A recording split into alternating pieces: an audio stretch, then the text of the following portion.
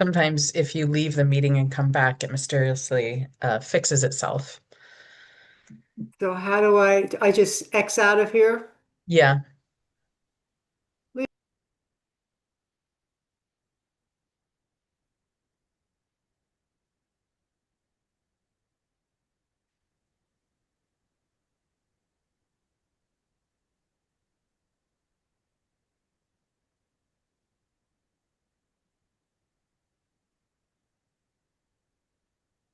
Nope, that didn't work. We are ready to go live whenever. Chair, we have a couple of things to talk about that since we have a quorum, we don't necessarily need to wait for Councilor or Commissioner Dues. So whenever you're ready to start. All right, perfect. Well, let's get started. Let's call to order the Development Review Commission meeting for March 16th, 2026. Are there any changes to the agenda needed? I just wanted to briefly share that I've invited Councilor Miller to attend this meeting because there's a couple of meta things that I wanted to talk about, ex parte declarations, deliberations, findings, and things like that. So hopefully we won't tie up too much of your evening. I'm hoping half an hour extra after we get through the rest of the agenda. Perfect. Thank you. Will staff please call the roll? Yes, Chair Lindstrom, Present. Vice Chair Mino, Here. Commissioner Bates, Here. Commissioner Sangri, Present. Commissioner Leek, Here. Commissioner Salunke, Present.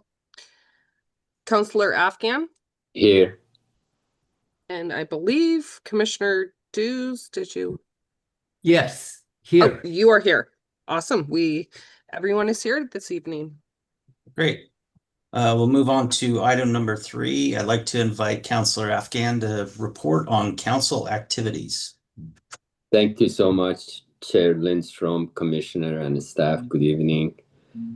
First, I have to tell you, I am recovering from a virus sickness and I may need to cough, so I may have to go on mute and cough. I have prepared a few notes to share with you from city council meetings, the decisions we have made, and also some of the goals that we have set for 2026. First of all, the property at 4000 Cruiseway rezoning from commercial to residential R0. We made that decision. It came to city council and we made that decision. But our decision has been appealed and escalated to LUBA. We did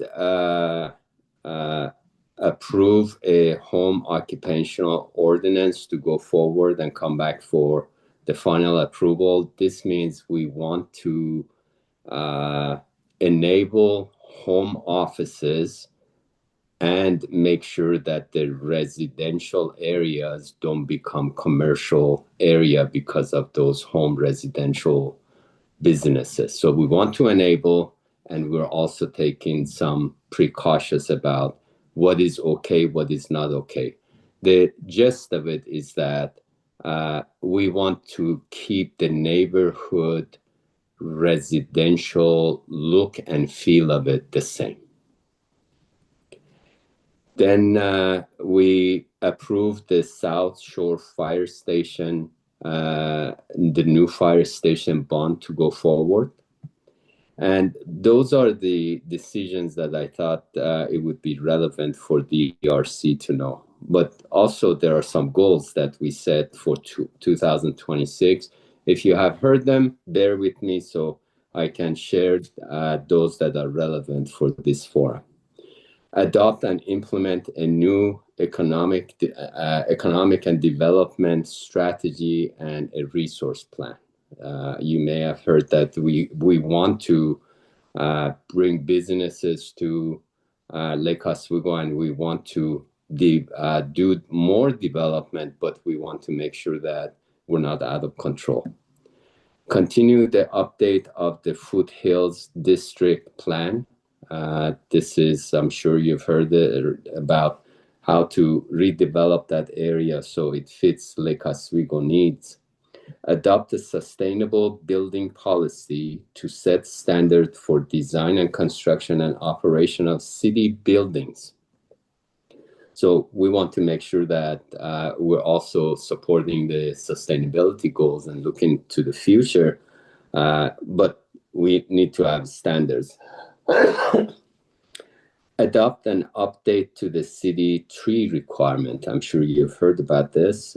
We want that tree cutting requirement to be completed in 2026.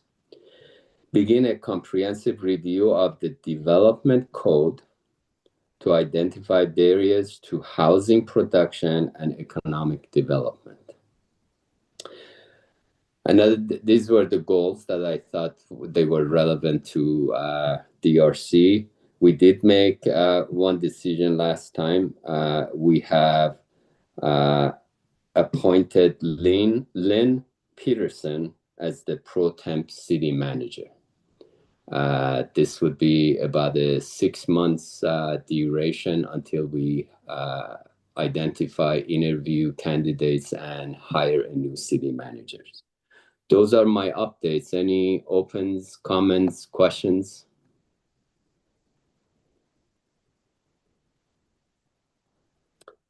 Thank you very much. I also, Chair Lindstrom, wanted to share that because of the cycles of city council meetings and this meeting, next time, the first Monday of the month, I won't have anything to report. So with your permission, I'll skip the next month. So the following months, then I would have things to share. Absolutely. Yeah, that's not a problem at all. Thank you so much for your report. As far as I do have a question on the 4,000 Cruiseway, the rezoning commercial to residential. Is that for renovating some of the empty commercial buildings there to turn them into market rate apartments or condos, or what's kind of the plan there? The plan is, simply put, is right now rezoning on a piece of paper, changing the color from one to another. The people who are thinking about developing that area are also the owners of the other side of the Cruiseway with those brick buildings, commercial buildings.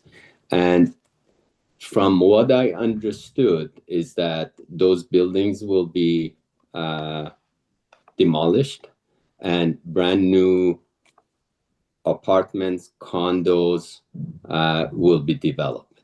There are no plans as to how, when, what they're going to be, but there are some concept that shows it is possible to build residential units. It could be as high as 500, but all of those topics are set aside, not for any discussion from city council side. We just looked at the rezoning of it, and everything that they want to do has to go through the approval process with all the requirements that the city has before obviously they can go forward. There's no developer right now. It was just simply changing the zoning from commercial to residential. And with Understandable. every piece of information they give us, those buildings are not being utilized, and they call them, I think, ghost leases. They have some leases, but nobody's occupying it because nobody works from offices anymore, based on what we heard. So that's what I can report right now. Again, this is simply changing the zoning and no firm decision on anything until there is a developer, they have funding, and they walk through the entire process. Yeah, understandable. Commissioner Leek. Yes. Yes, I have a question. It's wonderful that we have Lynn Peterson for our pro tem mayor Manager, Manager. can you share with us why you asked for the resignation of the past city manager? I'm not sure if we asked for her resignation. It was a mutual decision, and those are something that I would prefer not to discuss in a DRC meeting because that's not a relevant topic. Understandable. Any other questions from the commissioners? Councilor Afghan, we appreciate your time. Thank you so much for your report and information. Look Thank forward you to very hearing from you much. again. Yep. Bye-bye. Have a great evening. Okay, so now we will move on to item number 4. This will be approving the minutes from March 2nd, 2026. Are there any notable changes needed to those minutes? Will someone please make a motion to approve the minutes from March 2nd, 2026? Well, I will move approval of the minutes of March 2nd, 2026. Can I get a second? I second. That. Okay, thank you. Staff, please call the roll. Chair Lindstrom, Yes. Vice Chair Mino, Yes. Commissioner Deuce, Yes. Commissioner Bates, Abstain, because I was recused on that meeting. the Commissioner Salunke, Yes. Commissioner Leek, Yes. Commissioner Sangri, Yes. 6-0-1. Thank you. Now on to item number 5. This will be the findings for LU 25-0043. This was a request for a development review permit for the new elementary school building, a conditional use permit modification to increase the size of the school building from approximately 51,000 square feet to 69,500 square feet, and to increase the capacity of the school from 540 students to 570 students, and removal of 21 trees to accommodate the project. The site is located at 1133 Andrews Road, and the staff coordinator was Courtney Sims, associate planner. Are there any comments on the findings for LU 250043?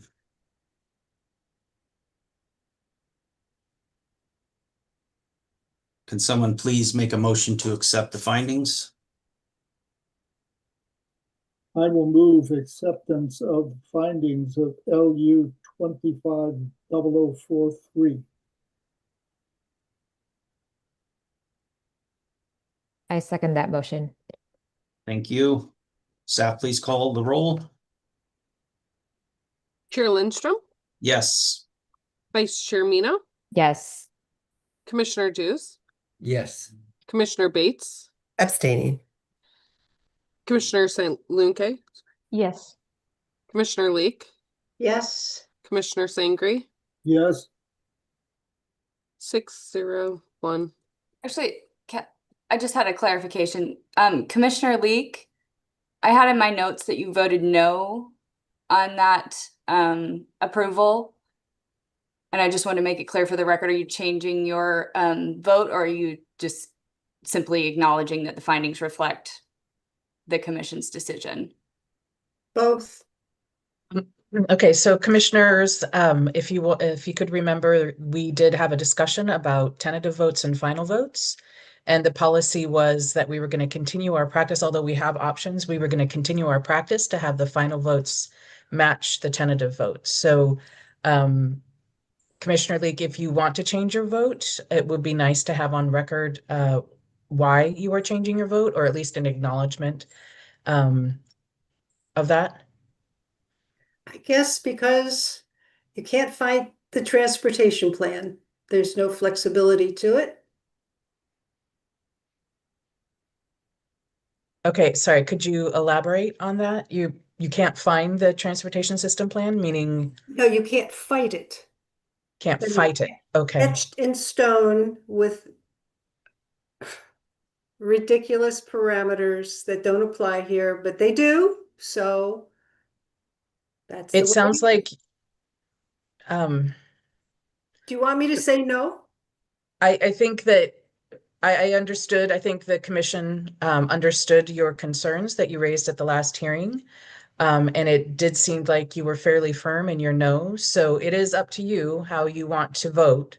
But it does seem like between last hearing and tonight, you do have a concern. So I'll turn it over to you. The vote stands 6-0 with one abstaining. I think we would have to do a revote if you wanted to change that vote.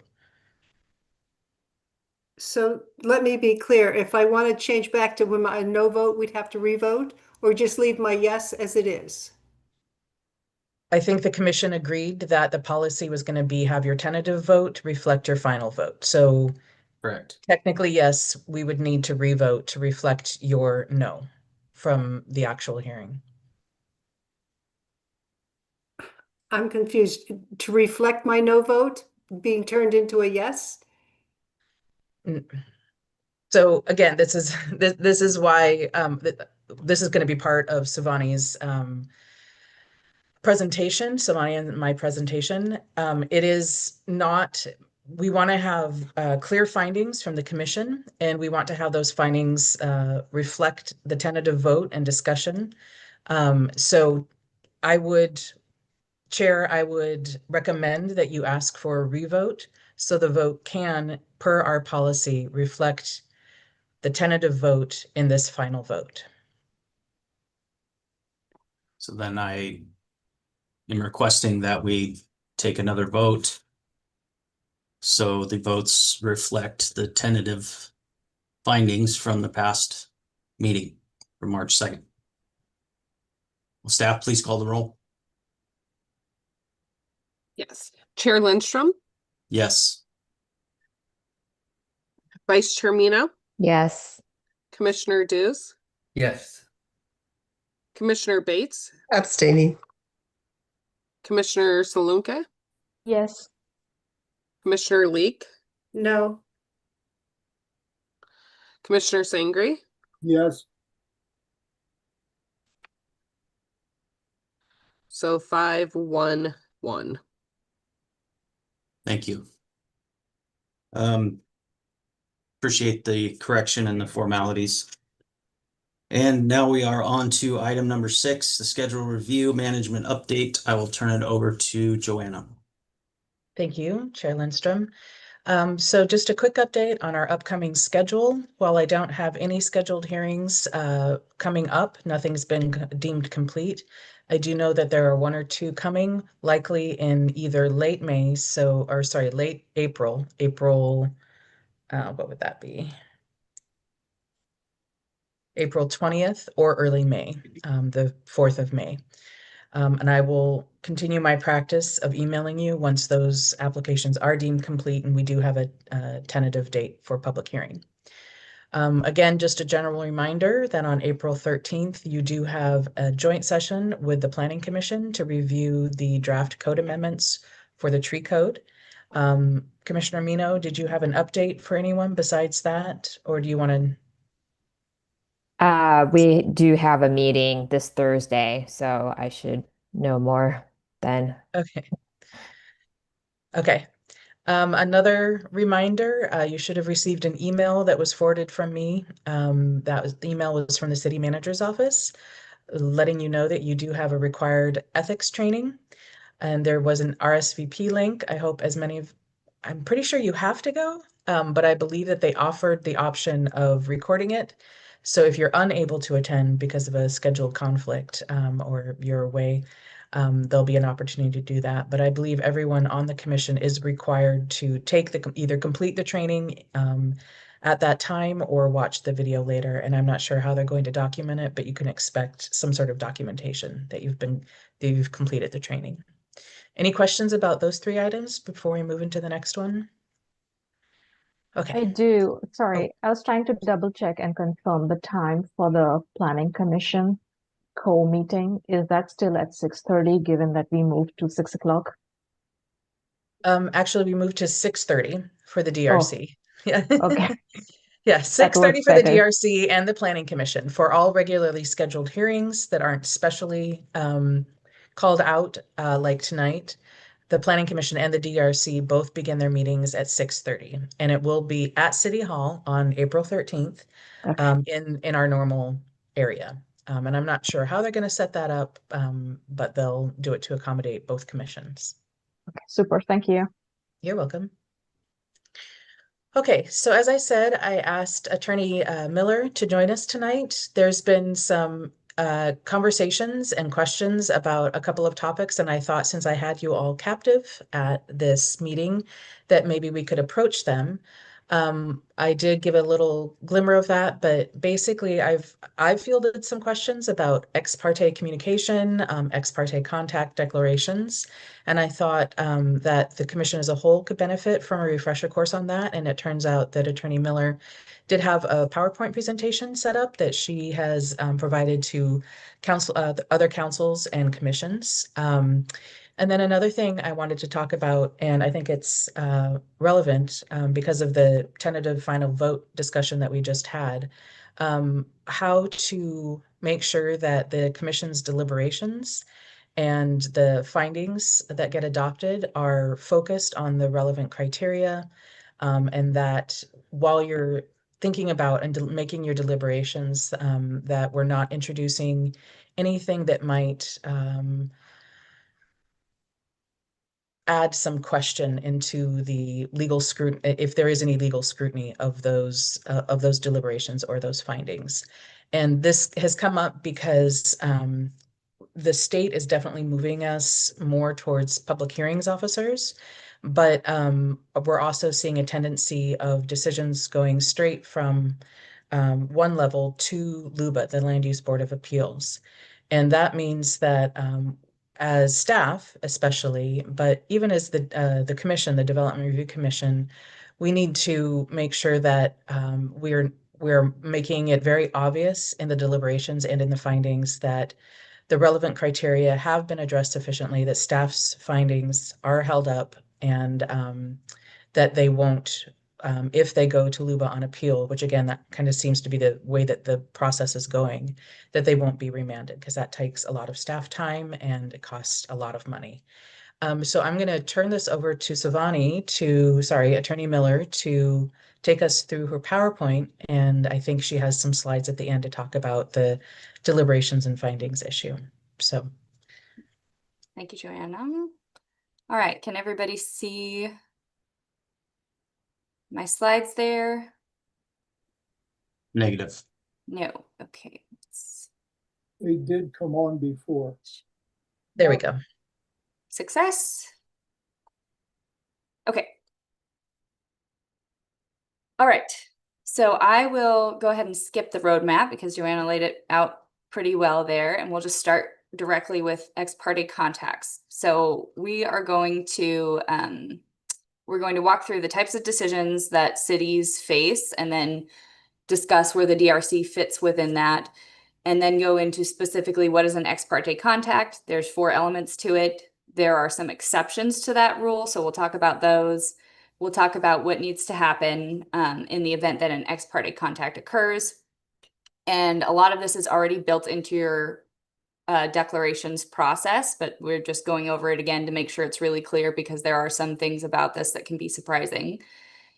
And then why is it important to disclose? We've touched on that a little bit already. It's very expensive and time consuming to have a decision appealed, and particularly to have a decision remanded. Then we'll go into related issues of bias and conflicts of interest, and then some frequently asked questions on ex parte contacts. And then from there, we will talk about best practices for making sure that your record is very, very clear, and that there's no opportunity for additional legal scrutiny. So starting with the types of decisions that a city makes, this is probably a major refresher for all of you, legislative decisions those are things like the TSP, ordinances, resolutions. These are typically done by the city council.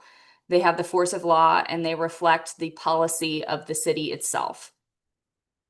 Quasi-judicial, this is primarily where the DRC works. So that's applying pre-existing regulations, the zoning ordinance, the development code, to specific facts. And it requires interpretation, judgment, or application of criteria. And that's where you all come in. And then you have ministerial or administrative actions, and those also apply pre-existing regulations or things like state law, federal law to specific facts, but there's no discretion or subjective standards. So these are things like employee contracts or decisions that staff make in the land use context. So an ex parte contact, again, has 4 elements, and we're talking here about the quasi-judicial realm. So 4 elements is a communication made to a member of a hearings body that is outside of the hearings process, outside of the quasi-judicial process, about facts that are relevant to an application or about an application that will be or is before the hearings officer or hearings body. And communications can be all kinds of things. So they can be verbal communications, they can be written. One that people may not realize is you may be part of a Facebook group or some other online social platform that people share information, post articles, have discussions. Those can also constitute ex parte contacts. Newspaper articles, TV programs, anything where you can get information. Yes, Chair. Does this only qualify prior to a hearing or after the hearing? So that's a very good question. That's actually one of the frequently asked questions. Technically, it applies until there is a final decision by the hearing body itself. So for you, that's when there's a final written order that goes out. As we're going to talk about later, I still recommend not having ex parte contacts in between the final written order and the end of the appeals period, because there's a chance that decisions could be remanded to you. So the when also matters. That's a good point. Thank you. Site visits, this is part of your standard declarations. It includes individual site visits, and then group site visits are different. Those should always be treated as part of a hearing. So in the event that the commission were to do a group site visit, that would be scheduled and treated as a hearing or part of a hearing. Common communication examples is there's someone who approaches you in the grocery store and wants to talk about an application that's before the DRC or may come before the DRC. You read an online article from a local news outlet that's opposing a particular application, or you drive by the site on your way home from work. So these are ones where you didn't do anything intentionally, maybe to have that interaction or to have that exposure to the project, but it comes into your life anyway, and that can still be an ex parte contact. Yes. Go ahead. I was just gonna acknowledge Commissioner Sangre. That is a question. Yeah, it's the middle of these 3 examples that I think we all run up against. Many of our projects do get covered in local media, and as an individual who reads the local media, we are likely to read at least a description from reporters, if not editorial comment from those in favor or opposed to a project. Is it adequate to acknowledge that you have read those newspaper articles? Is that appropriate for us to do, and is that sufficient for us to do in our ex parte disclosure? Yes. So disclosure is what's necessary when there's an ex parte contact.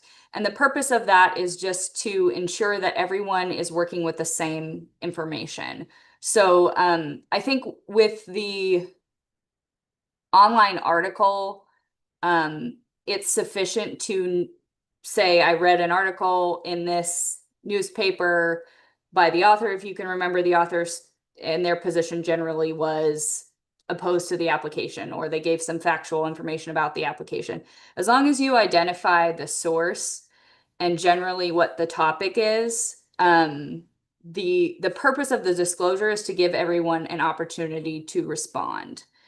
And the reason that online articles and other types of communications need to be disclosed is because those are interactions that only you're having, and they're outside of the record until you bring them into the record with your disclosure. And that's what allows everyone an opportunity to respond. And that's really what LUBA and the courts are looking for in this context is, was there sufficient information in your disclosure to allow any party who has an opposite opinion or supporting opinion to know what you already know and have a response to it.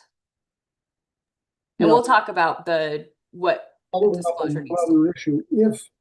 If I have reported that I read articles describing this project and maybe I read opinions from those opposed and in support, is it appropriate that I follow that with a statement of whether that has biased me or not biased me, or is that unnecessary? No, so if it has biased you, then that is something you also need to disclose. That's a separate disclosure that you would need to make. If it hasn't, it's fine to state that as well, and that is a good idea because then it makes the record clear. I read these articles, it hasn't changed my opinion one way or the other. But I guess best practice would be, if you know that this is an application that is coming before you, to avoid reading the article. What you're supposed to make your decision on is the record. Of course, there are going to be situations where, again, someone just comes up to you in the grocery store, you start reading an article, and then you realize that it's actually about this application, or there's some paragraph in there that's about this application that's coming before you. You've already read it. You can't go back in time and unread it, so you need to disclose it. Thank you. That's a good answer. I understand. Okay. This one's pretty simple. The next factor is it's made to a member of a hearings body. That's you. And you are a member of a hearings body whenever, for as long as you are on the commission. So if anything is either before the commission or could come before the commission, this applies to you. It's outside of the hearings process. So an ex parte contact is only something that happens that's not already in the record. And there are some exceptions, which we'll talk about. So testimony, evidence, argument presented at the hearing, anything that was submitted in the material and written materials, either by the applicant, opponents, supporters, conversations with staff, that's an exception. Conversations with staff are not, even if they're about a specific application, those are not ex parte contacts, although you still do need to be careful about other public meetings requirements, serial meetings, things like that. And as we've discussed, this can happen even after the record and the hearing are closed, if it's in that in-between period before there's a final or written order.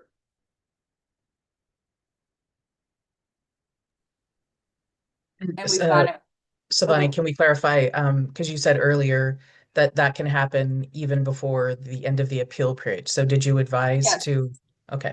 Okay, so yeah, to break that down a little bit more. So technically, LUBA has said, so LUBA has found that there was an ex parte contact when a commissioner, or I think it was a planning commissioner or council member, had an ex parte contact after the body had already made their oral decision, already decided in the hearing, made the vote, but before they adopted the written findings for that body.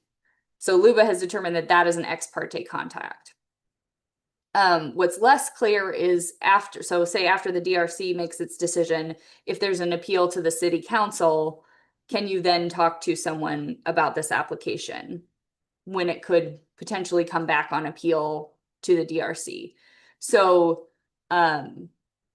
technically you can, it's no longer before you, but if it were to come back on remand, then I would suggest that you disclose that as an ex parte contact. And so again, best practice is just to avoid that altogether and not have that conversation until there is a final decision.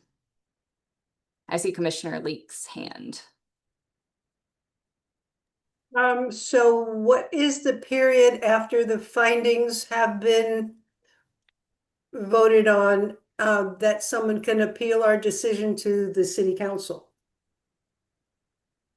In term, So we have a 15-day appeal period. So the notice goes out the morning after the decision is made by the DRC. And that is the first day of the appeal period. So if you think of it as we meet on a Monday night, 2 Tuesdays later is when the appeal period ends. So 15 days later. Thank you. And that should be in the notice of decision of the DRC's decision if you ever have a question about the date, or you can contact the project planner or me.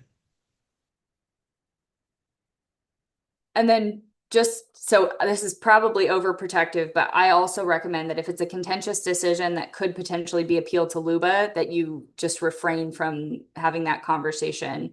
That's a little more difficult because LUBA appeals can last a more significant period of time.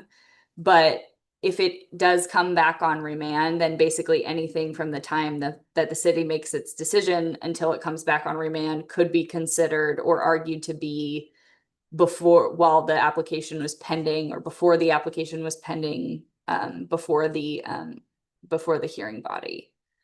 And so that might be overprotective, but this is just my warning to you all. If those conversations happen, then that might need to be something that's disclosed if it is remanded. The fourth factor is that the facts are about a pending application or facts that are relevant to an application. So sometimes this comes up where someone will present, you say you meet someone at a party or a summer picnic, and they talk to you about a hypothetical or some work project that they have, and then later you're sitting in a hearing and the applicant's engineer approaches and you see that that's the person that I had the conversation with.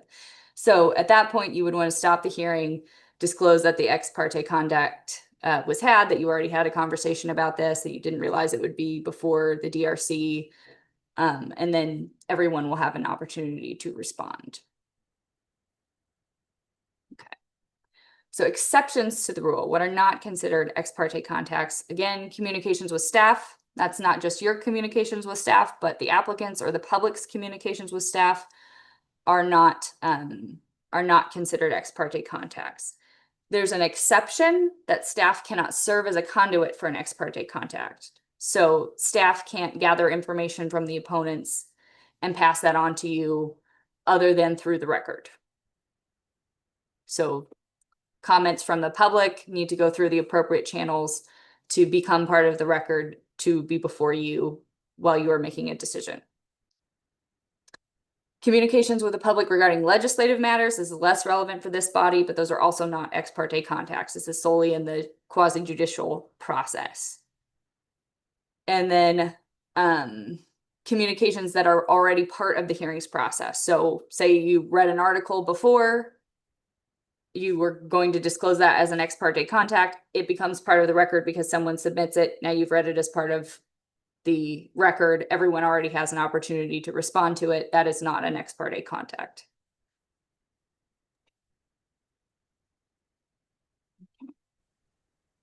If an ex parte contact occurs, what is required? You must disclose that this has occurred, and it needs to be at the earliest possible time. So most of the time that's going to be at the beginning of the first hearing, and you already have declarations built into that process. So that is when the ex parte contact needs to be disclosed. You need to disclose the substance and the contents of the contact, as best you can, who, stakeholders and participants, the applicant, opponents, proponents, the media, who is the person who made this contact with you, what did they say, and give enough information so that all parties to the hearing can have an opportunity to rebut that. Commissioner Sangre? Yes, going back to your previous slide of exceptions, what about communication with other members of the commission that are outside the hearing process? Communications with other members of the commission that are outside of the hearings process. So this question has actually come up before, and I can provide a brief overview, and then Attorney Miller, you can fill in. That's great. So what we've been told before is that you want to avoid a quorum. So you, Commissioner Sangre, having a conversation with Commissioner Salunke about something, that's not a quorum. You know, if I think it's going to depend on the scope and the level of the conversation, because, well, obviously but basically the avoid a quorum is the general advice that we've gotten previously. And Attorney Miller, I don't know if you want to build on that. Yeah, so I don't think it's not necessarily an ex parte contacts issue, but it could be a quorum issue, it could be a serial meetings issue, or it could be a bias issue. So serial meetings is you can have a conversation amongst less than a quorum, but you can't play the telephone game so that communications go from one commissioner to the next commissioner to the next commissioner to the next commissioner, so such that by the end there is actually a quorum of commissioners who have discussed the same issue or received the same information, or basically having a conversation just piece by piece. And there's more, that's sort of a developing area of the law. There's recent legislation on serial meetings. And so I can provide you more information about that, because I know there was just a law that came out that clarified some of that guidance. So let me get back to you on that part of it. But the other thing you want to watch out for is bias. You don't want to decide the issue before you are deliberating and debating it on the dais. This is, I think, prior to your time, I'm sure prior to your time, Joanna, there was a commissioner who frequently engaged other commissioners in discussion, especially when there was a delay in the hearing or whatever, a postponement, whatever. And there was discussion of that with Attorney Boone, who I think said things that are very consistent with what Attorney Miller has said, with the exception that when we were finished with the conversation, he said, just don't do it. He said, it's too ambiguous. Don't talk to each other about it outside of the hearing itself. So I don't think that's in any way inconsistent with what you're saying, but it is a more conservative interpretation of what you said. I think one of the important points to take away from this presentation is that there's a lot of ways that this can go wrong, or at least have the perception of being wrong. So Commissioner Sangre, I think hopefully that is one of the takeaways tonight. And the reason why Attorney Miller is going over this in detail is just to point out the pitfalls and how small they can be and what a large impact they can have. So. And on the just don't do it piece, there's also some element of, if commissioners are if you are debating, if you are deliberating, if you are thinking through these issues with each other, then it's important to do that in public so that the public has the opportunity to see why you're making these decisions and to have the benefit of that discussion. So it's, there's pitfalls, but there's also, this is part of your role for the public and for the city, is to do that in the open. I think that's why Evan was eventually counseled us, just don't do it at all. And I think the point that Attorney Miller was making too is what you're talking about is deliberations, and having robust deliberations, looking into all the applicable criteria, the findings, the testimony. That's great to have. Just don't create a perception of behind closed doors deliberations. Yeah. Okay. All right. And then why is it important to disclose? You've probably heard this many times before. First of all, it's a law. This is required. The declarations that you make at the beginning of the meeting are required. It's required that you disclose ex parte contacts in order to ensure a fair and clear process. So the purpose of this, and also rules on bias and conflict, which we're going to talk about, are to make sure that any facts gained outside of the hearings process are presented so that anyone who needs to or wants to can rebut them. And then it makes sure that that we're all looking at the same facts, that the decision is being made on the facts that are before the public, and that the record is correct. It's also to ensure that all sides and participants' positions are fully considered in the final decision. And finally, this gets into the slides that we'll talk about at the end and the best practices, but it makes sure that the record is clear.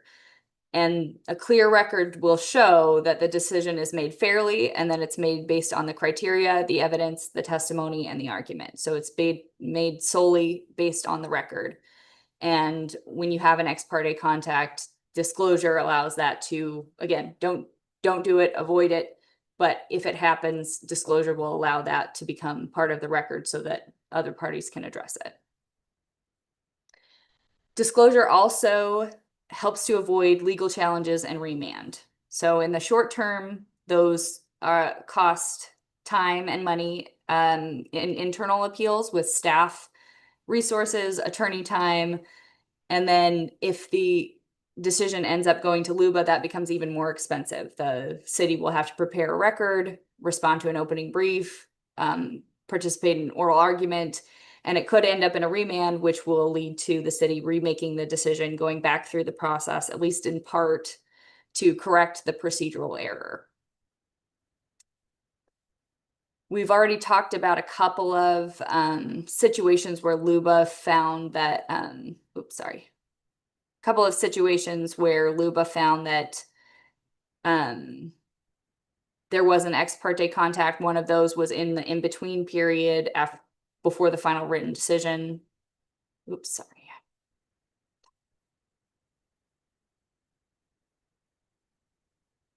And I think that's probably the most relevant one. So moving into the frequently asked questions, I think we have talked about most of these. One that comes up often: if I'm recused from a particular decision, may I have ex parte contact? Technically, it's not prohibited, but it's not a good idea for other reasons. It could influence bias or your potential counselors. If a proponent or opponent or applicant comes up to the dais and says, well, I was talking with Commissioner so-and-so and they had this opinion or they had this information to share, it could inadvertently bring you into the record. Commissioner Dews? You're on mute.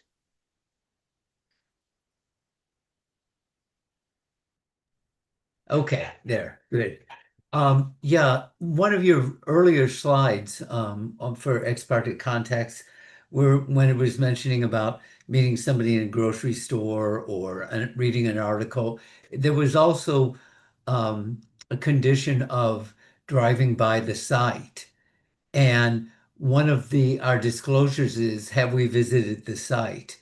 And sometimes I'll say, I'm familiar with the site. I drive by it every day for, just because it's in my neighborhood. Or sometimes I don't. Or you just say, I haven't visited the site as part of this application. And I'm, we're in a small city relatively, so we generally, I think most of us do drive by most of the sites at some point. So is that really important to identify that you've just driven by it, even if it's not for any other reason?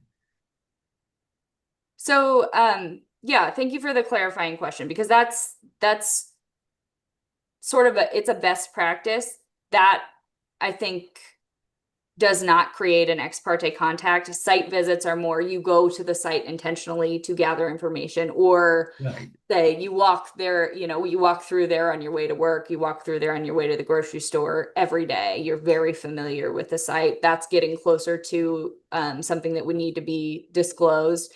But if you just drive by and you know where the site is, but you're not intentionally going there to get information, the reason that you would want to disclose it is more as a precaution. So say someone happens to know you personally or knows what your route would be to get to that meeting, they know that you're going to drive by the site, they know that you're familiar with it, and you don't disclose it, then that's, even if it's not a technical issue, it kind of opens the door for an argument, which is something that we want to avoid. So it's a best practice, but is that a technical ex parte contact? No. Just driving by is not. If you don't happen to drive by it and you go and drive to it to visit it specifically, then that is more of that's an ex parte contact. Okay. Okay. So it sounds like the simplest would be just to clarify if you drive by it on a constant basis. Yeah, I'm familiar with the site is fine. And I've heard that several commissioners say that I'm familiar with the site. I haven't done a site visit, but I know where it is. Yeah, good. Thank you.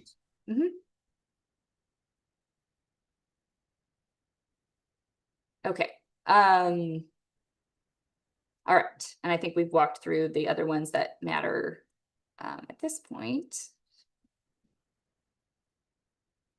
All right, moving on. Are there any more questions on ex parte contacts? And it's fine if they pop up later. Okay. Bias. So again, bias due to an ex parte contact may be cured through disclosure. So if you read an article that is making you lean in one direction, then it's important to disclose the substance of that and what information you got from it that created that conclusion or that bias, that leaning, so that everyone who's participating can respond to it. Other forms of bias may require you to recuse yourself. So one example that we give is, say you'd really like to see a particular piece of property developed because you own an adjacent property and you think it might increase your property values, or it might increase your, I guess property values could bump you into actual conflict of interest, but it might increase your enjoyment of your property if that had some nicer development than what exists on the property now. So that might be a bias. You have a personal interest in this development that you would need to disclose that might require a recusal. And I'm happy to, if those come up, then I'm happy to talk through them on an individual basis before the meeting so we can decide whether or not the facts constitute a required disclosure or require a recusal. Can I jump in, Attorney Miller? Sure. So I just want to note that with that idea in mind, that you don't even have to have a financial conflict of interest, but that, you know, this is a small town, everyone's right. And we mostly are aware, I'm sure you're mostly aware of the various neighborhoods. You might even know specific, you know, properties that come before you. But I have heard in previous hearings, and I didn't really think anything of it, commissioners say, oh, I know that site. It's really overgrown and ugly. I'm looking forward to seeing that site develop into something better.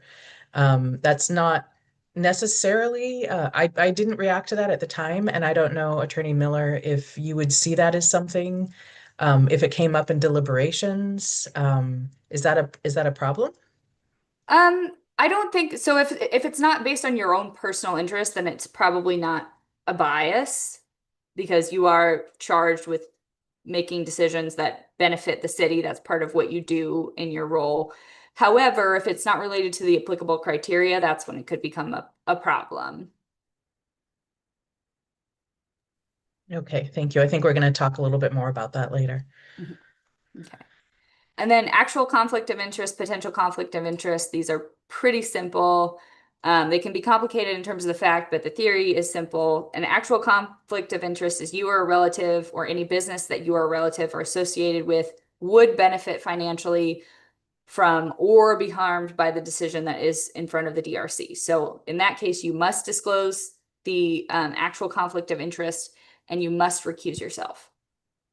Potential conflict of interest is not in the would scenario. It's if this could financially benefit or harm you or relative or any associated business. So in that situation, you must disclose, but you may recuse yourself.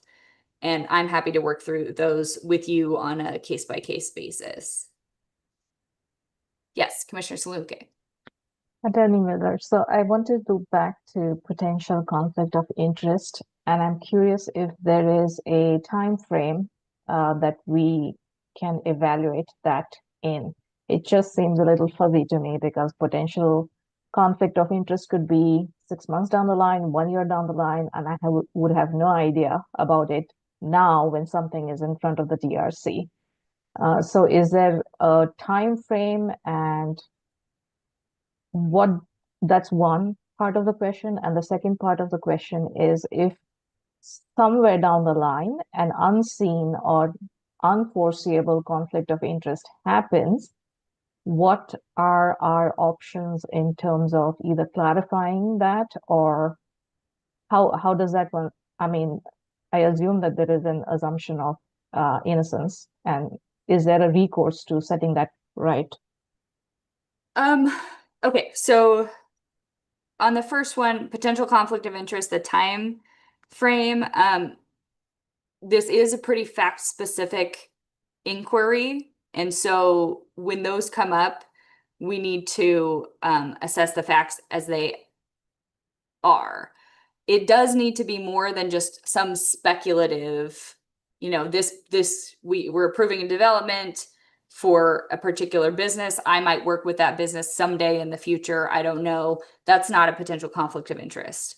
The scenario that I described earlier, I would like to see this property developed because I think it's going to raise my property values. That's still speculative. We don't know whether or not it will raise your property values, but it could. And so that should be disclosed as a potential.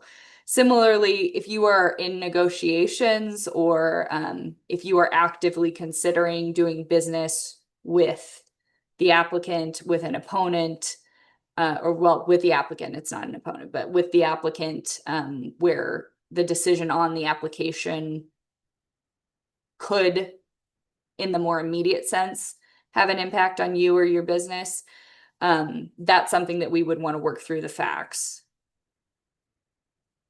Okay, thank you. And then for the unforeseen conflict in the future, you approve some development, and then it turns out you actually do go into business based on that development, or you have some contract or some business that develops out of that development. So you don't need to go back in time. This does end at the final decision, so at the written decision. If there was no potential conflict of interest while you were actually sitting on the body that was hearing this, it's not a potential. In that scenario, if you've already started doing business and it comes back on remand, you would have to recuse yourself. Okay. Thank you. Okay. All right, I'm going to switch topics unless there's any additional questions on this. Okay. So this is a related topic. We're going to walk through, we are going to walk through the reasons why it's important to have a clear record. And it's important to have a clear record for the same reasons that it's important to avoid or disclose ex parte contact, bias, potential conflicts of interest, actual conflicts of interest. First of all, it's the law.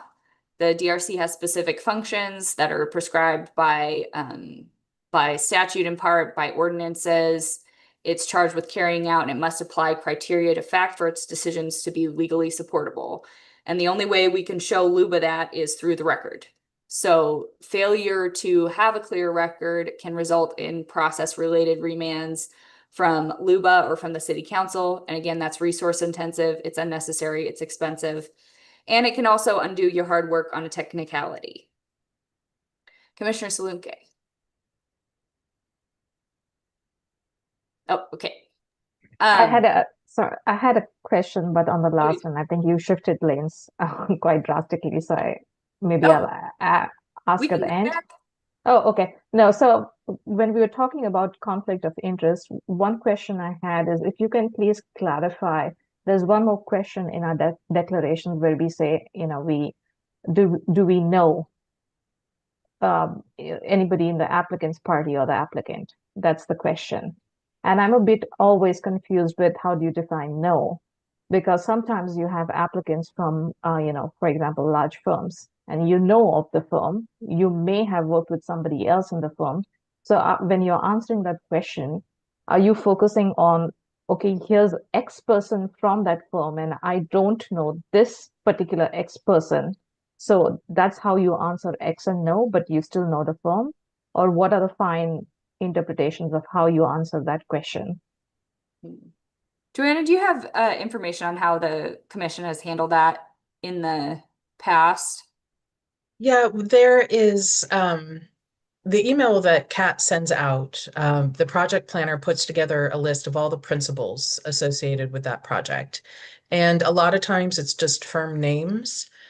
In the materials themselves, you get the applicant's narrative, you get a drainage report, arborist report, all of those things, geotechnical report. And so you will see the cover page of those exhibits. There'll be the firm's name and then generally one or two people, maybe more, listed as participating in putting together that technical report. So I would say, that's a time to think about it when you get that list of principles and you start looking at the materials. From what I've seen in the past, generally knowing a firm is not, there's no way to avoid that. Again, as somebody brought up earlier, not only is Lake Oswego it's a city, but it's still on the smaller side. The Portland metro area, we see a lot of repeat firms and companies coming through. So I don't necessarily have great advice, except to say that if you do have a ongoing professional relationship, or a deeper professional relationship where you have worked with a particular firm or a person in that firm, or you do anticipate work coming through that firm to you, that would be a question that I would prefer that you raise with me, so Attorney Miller and I can talk to you about it. But again, just knowing a firm isn't necessarily a reason to declare. I mean, you can make your declaration. I don't think it would be a reason to recuse yourself per se.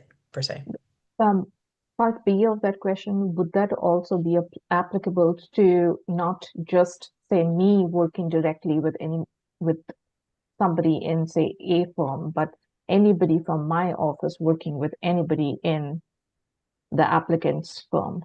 Is that spread out?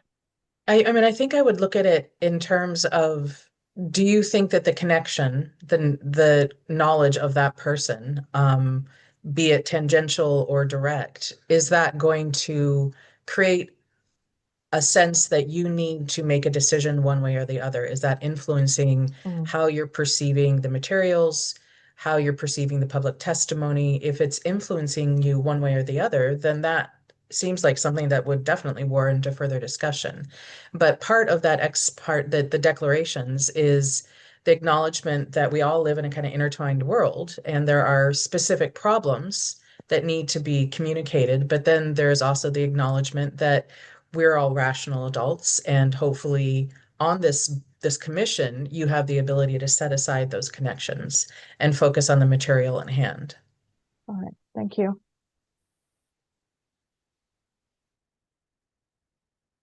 All right. Okay, so given the risks of an unclear record, we're going to walk through some best practices to ensure that the record is clear. First, it's important to remember your role, and we've already touched on this a little bit today. There are certain things that are legislative or administrative that don't fall within the purview of the DRC when you're sitting in a quasi-judicial capacity. And so there are state laws that come to you. There are ordinances and code provisions that you need to comply with. And then there are also things that come from staff that are within their role and their purview. And those things are outside of your decision-making authority. And the reason that that's important for keeping the record clear is because it is your role to take the applicable criteria, determine what the applicable criteria are, and then apply them to the facts and the record before you. So it's important to remember that that is your lane. So this means that what we're not doing is reconsidering a code itself or other acknowledged plans. And although the DRC may be involved in certain legislative and changes or updates or those conversations, that would be in a separate function than the quasi-judicial function. So the law is what it is by the time the hearing comes around, and that's what you are doing, is applying those applicable criteria to the facts. And this is an easy way to catch an appeal. So I've seen, in particular, planning commission, so not you, and not Lake Oswego's planning commission, but I have seen it before where they attempt to make decisions or put into the findings, you know, the neighbors really don't want to see this development. They, particularly in subjective, will insert certain subjective criteria into the record. And that's something that's really easy to overturn at LUPA. So it's very important, as we'll talk about in these next couple of slides, to make sure that your questions, your deliberations, your debate are all directed to the criteria. So it's clear from LUPA's perspective that that's what the DRC was trying to do, is stay within its role. Another important thing is to understand where you are in the hearings process. So questions can be directed to the staff, to the applicant, and to commenters when those people are speaking. During their time, it's appropriate for the commissioners to ask members of staff or the applicant or commenters to clarify something that they said. If you think that they are talking about something that's not related to the applicable criteria, it's completely appropriate to ask them to clarify how it is related or to direct you to the specific criterion that their comment relates to. I will say that the public sometimes will go outside of the criteria.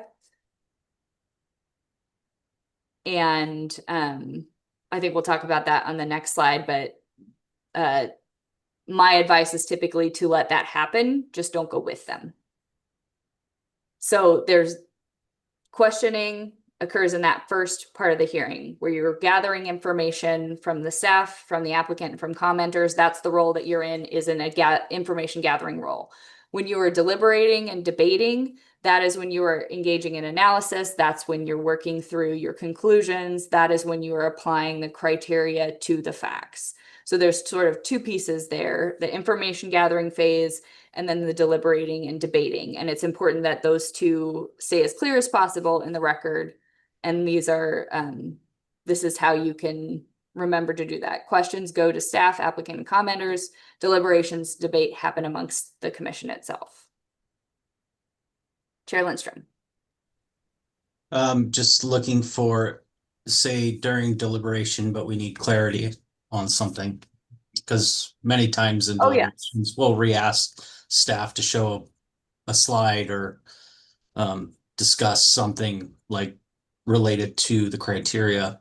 I just wanted to clarify that we still have that ability during. Yes, absolutely. So I guess I should, yeah, and that's an important clarification too. So questions are appropriate, but not debate in that first part of the hearing. Questions are still appropriate during deliberations, but they go to staff most typically, unless you have new criteria where there's that conversation with the applicant about objections and potential conditions of approval. It's a more nuanced issue. I saw Commissioner Dews first. Yeah, in terms of when we do get to our deliberations, oftentimes we'll also kind of mention maybe some of our own personal opinions. And you're saying that isn't part of the actual criteria, but we might say, boy, I really like the design of this project or something like that. Are you saying we should try to avoid making any of those kind of personal comments? Attorney Miller, do you want me to jump in on that one? Yes, absolutely. And I'm going to switch us to the next slide because I think we're in the more in-depth. Yeah. So yes. Commissioner Dews, that's a great question. I appreciate you asking it. We're all knowledgeable human beings and rational adults. You also have backgrounds. You've existed in this world, right? Some of you are working commissioners. You have professional jobs that you haven't retired from. Some of you are retired. And we don't expect you're actually on the commission because you have those professional backgrounds. We try to get a mix of different professions. And so we know it's impossible for you to not see it through that lens. But I think it's important that if you are offering that sort of commentary, that unless it is tied to an applicable criterion, that you just disclose that. Gosh, I'm a retired architect. I know the design is not part of this of the applicable standards here tonight, but for instance, that recent hearing for the expanded carport, I love mid-century architecture. And when I was talking to the applicant about it, I actually did that pre-application conference. I couldn't stop talking about how much I loved mid-century architecture. Well, a major variance doesn't have a design component.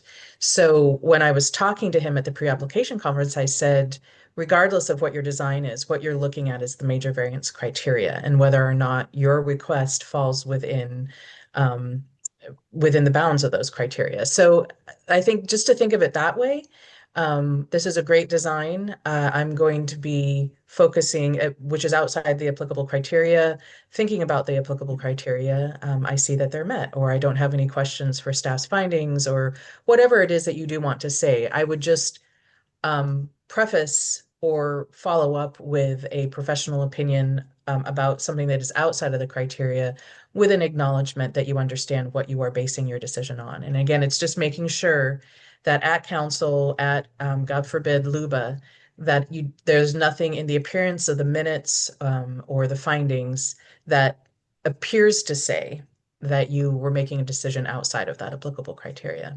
Okay. And Attorney Miller, feel free to jump in on that. I think you covered it. Commissioner Leek. I just want to clarify, and sorry about just finding the cable that wasn't plugged in from my computer to my monitor.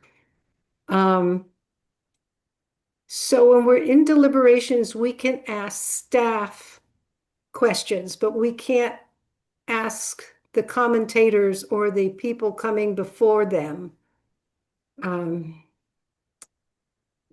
To clarify something they said in their testimony? I will say that staff should be paying attention, and we do take notes, and that is why we have the city engineer or representative of the city engineer for some of the more technical questions. If we know that those issues might come up, we do ask one of them to attend, but the project planner is also taking notes. So if you do need to ask a clarifying question, I would definitely start with staff. And between all of us over on that side of the room, we should be able to provide some clarification. But if the testimony is over, that part of the record is closed. So if we do, I think Attorney Miller, would you say we'd need to reopen the public hearing to testimony? And that would be all of the testimony. So yeah. Yeah, that's the issue, is it's really a procedural issue.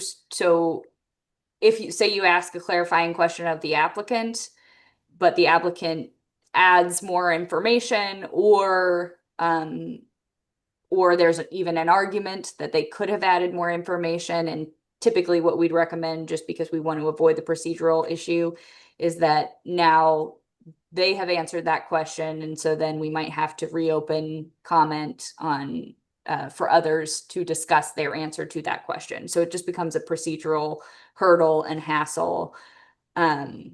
It might be necessary in some rare cases, but there is additional process that makes it, not something that we want to do on a regular basis. Thank you.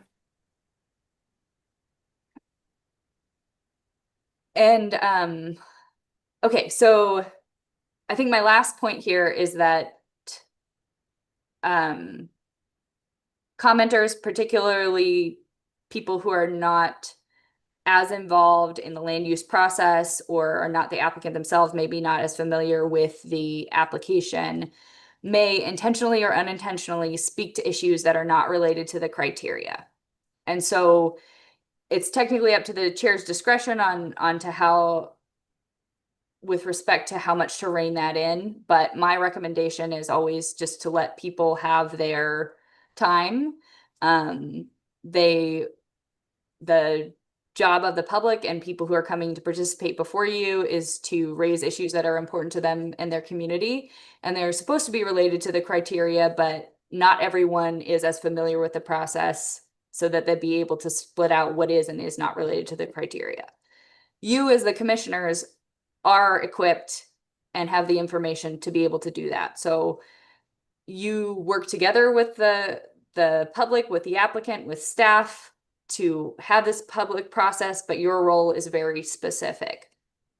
So it's, again, completely acceptable for you to ask a commenter how their comments are related to the applicable criteria, or to ask them to direct their comments to the applicable criteria. But in some cases, they may not always be able to do so. So your job is to weed out what's relevant from what's not and tailor your debate, questions, and conclusions to the specific criteria. And most importantly, we want the record to be very clear that that's what you were doing. So that's the reason why, if you'd like to comment on other aspects of the proposal, acknowledge it first. And if you're asking questions of a commenter, make sure that that's directed to the criteria. And then if you're unclear about whether or not something that you want to know is related to the criteria, that's something that you can ask of staff.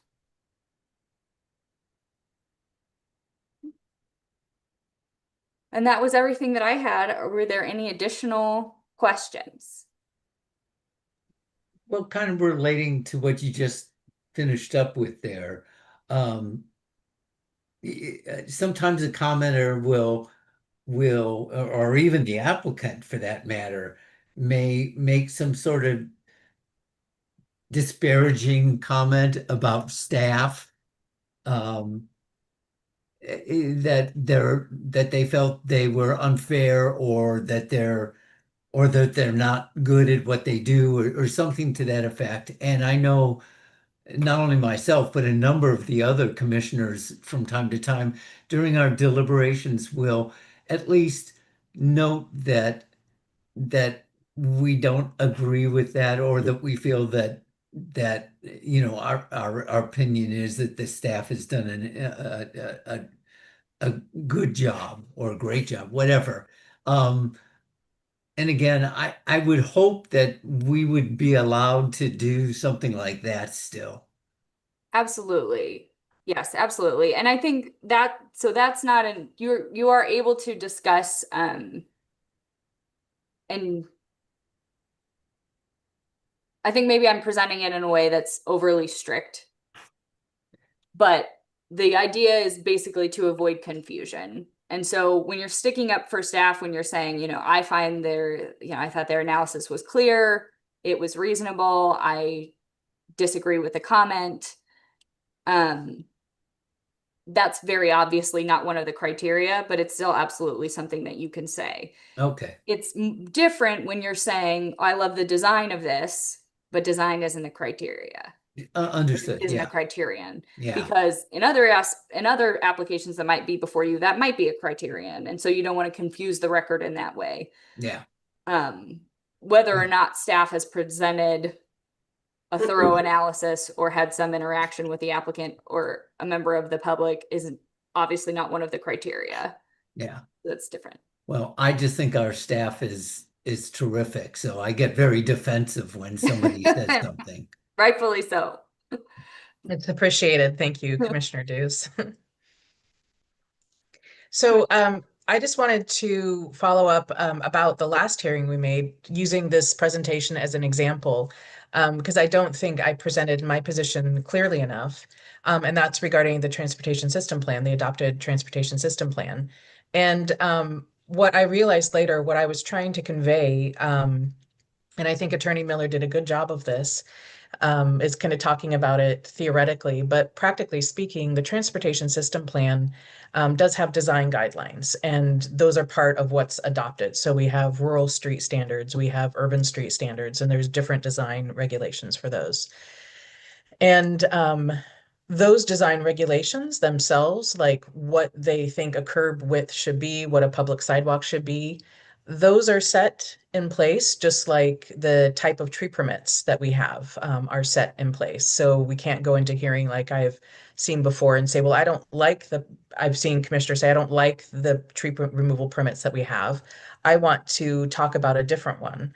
Well, that's not before you. The specific permits, the transportation system plan is, and that comes with details in it. But how staff has applied them to this particular site, whether or not you believe that the finding is sufficient, that absolutely is open for discussion with staff during their presentation, questions to the applicant, deliberations amongst yourselves. I want to make sure that you understand that discussion is absolutely fine to have. I would, again, hope that any questions you have about how they are applied, that those could be figured out with the project planner and or me before the hearing. So you get the clarification that you need and can review the record as is. But if that comes up in the hearing, please do ask the questions. But specifically, remember that it's not whether it's if there is a design standard specifically for this public sidewalk on the north side of the school site, the TSP and the adopted plan did say 7.5 feet. Now, I think what was interesting about that hearing is you heard opponents that said, we don't think it should be 7.5 feet. I think that came up. I think that there was discussion about narrowing it or stopping it early. Again, it's kind of a fine line in a gray area, but I just wanted to clarify that area based on the last hearing. And I wanted to make myself available to provide any further clarification if any commissioners needed it.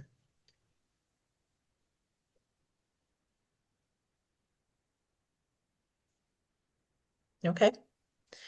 Did anybody have further commissioners for Attorney Miller before we end the meeting? I want to thank her for putting this deliberation or this presentation, because I found it very helpful as well. Just as a reminder, even though I've been doing this for a while, it's good to get a refresher course on this. I And agree. again, I appreciate it. Yeah, thank you. Yep, thank you. Yeah.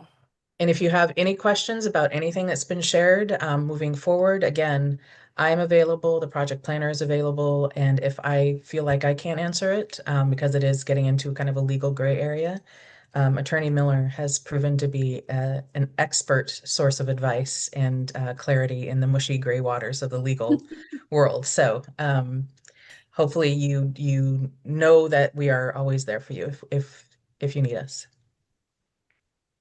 Thank you. Thank you. So I guess you're turning it back over to me then. So Yes. I will say thank you, Attorney Miller, for the report. That was fantastic.